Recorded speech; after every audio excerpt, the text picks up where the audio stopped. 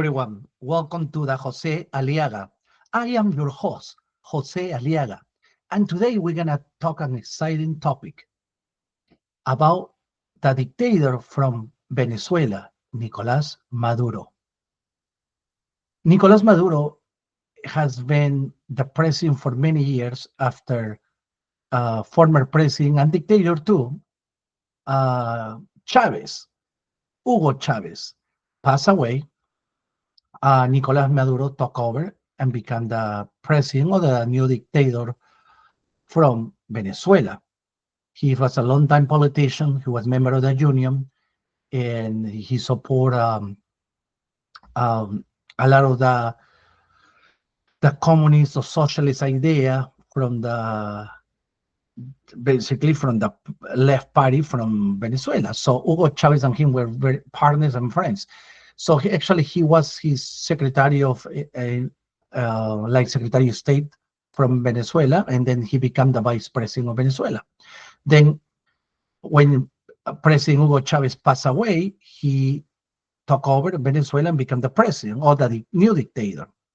Lately, if you see the news, he's in a lot of scandals and he doesn't care about the laws, constitution, or nothing. He has been reelected in very controversial elections where apparently he's fixed the elections because, as you see, a lot of people from Venezuela leaving because they have a high hyperinflation, crime is so high.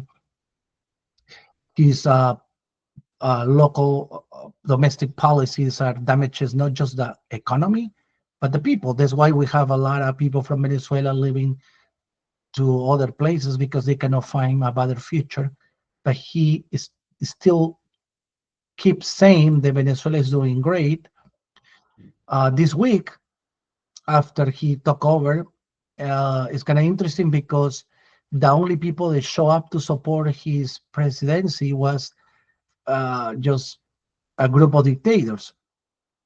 The dictator from Cuba,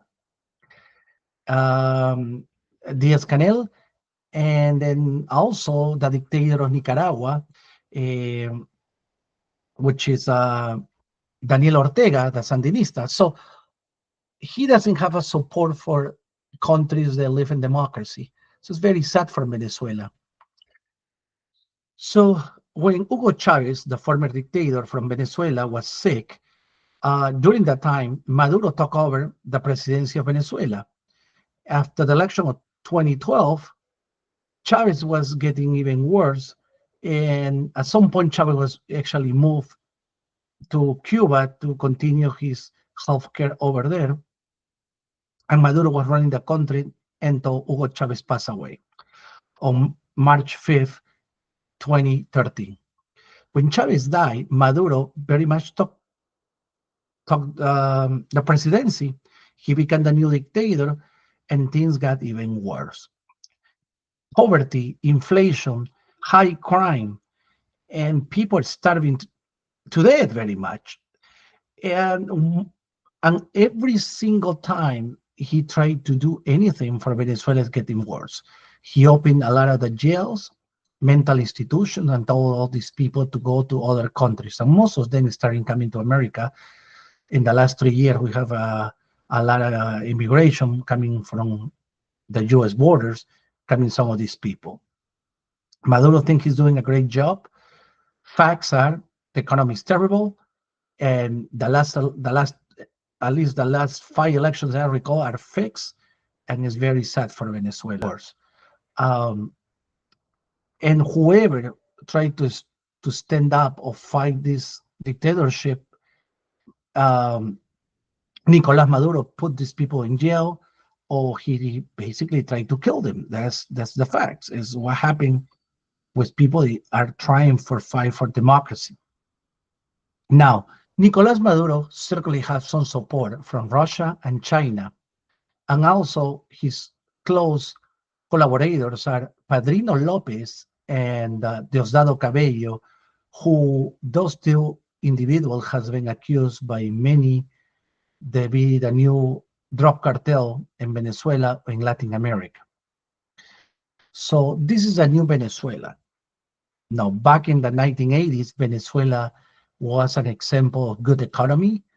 They would call it, many people that knew Saudi Arabia, they were selling oil, natural resources. They were doing so well until Hugo Chávez came.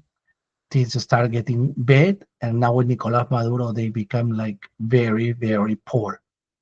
Even though Venezuela is very rich, it have a lot of natural resources. There are many people in Latin America so jealous of what Venezuela has, but their leadership is really, really poor.